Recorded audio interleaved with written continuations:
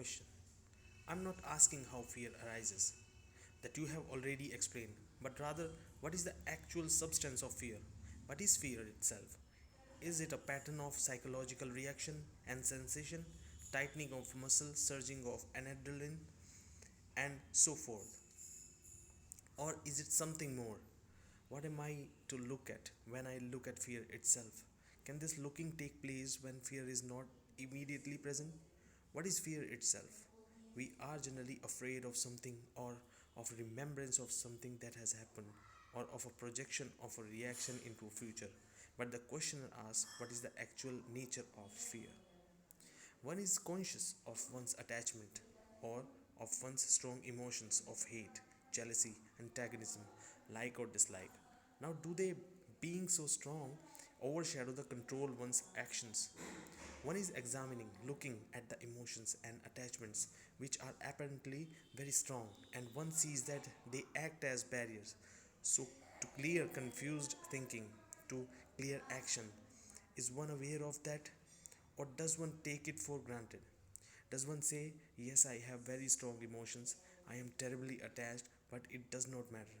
It is part of life. I do not mind struggling. I do not mind having quarrels with everybody. Now, when one says one is aware, what does one mean by that? To know, to recognize is thought recognizing the attachment. One says, yes, I'm attached. Is it the activity of thought that says I'm attached? When one says I'm attached, is it an idea or is it a fact? The fact is not the idea. This microphone, I can create an idea of it, but the microphone is a fact. I can touch it, see it. So, is my attachment a concept, a conclusion, or is it a fact? Now, when one observes the fact, not the idea, not the conclusion, but about the fact, but the fact itself, is the fact different from you? Who are observing the fact? When you are observing the fact through an idea or through a conclusion that you have heard from somebody, you are not looking at the fact. If you are looking at the fact, you are not verbalizing the fact. So, how do you look at it? As something separate from yourself? Is attachment something different from yourself, or is a part of yourself? The microphone is something apart from yourself, but attached. The emotions, attachment, the emotions is a part of yourself. Attachment is the me. If there is no attachment, there is no me. So, awareness of your emotions, your attachment is part of your nature, part of your structure. If you are looking at yourself, there is no division, there is no duality as the me and the attachment. There is only attachment, not the word but the fact, the feeling, the emotion, the possessiveness in attachment. That is a fact, that is me. So, what am I to do with the me? When there was division between me and attachment, I could try to do something about it.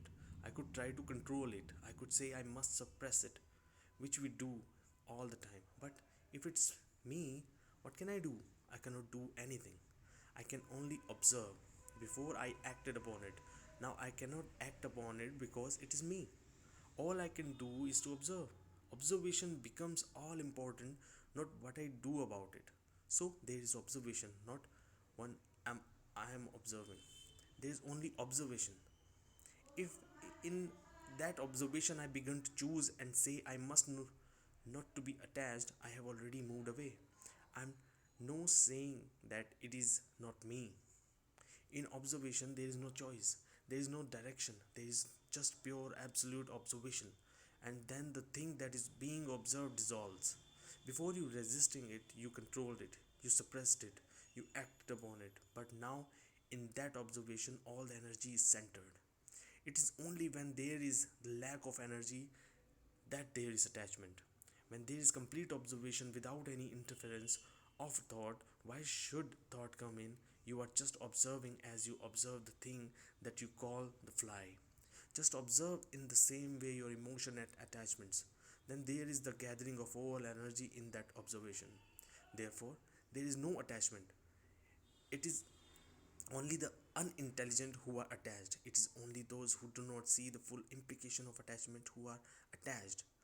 They pervade the world, They are the stronger element in the world, and we are caught in that. But when you come to examine this closely, then you are no longer caught in that, and you are no longer dissipating energy in something which has no meaning.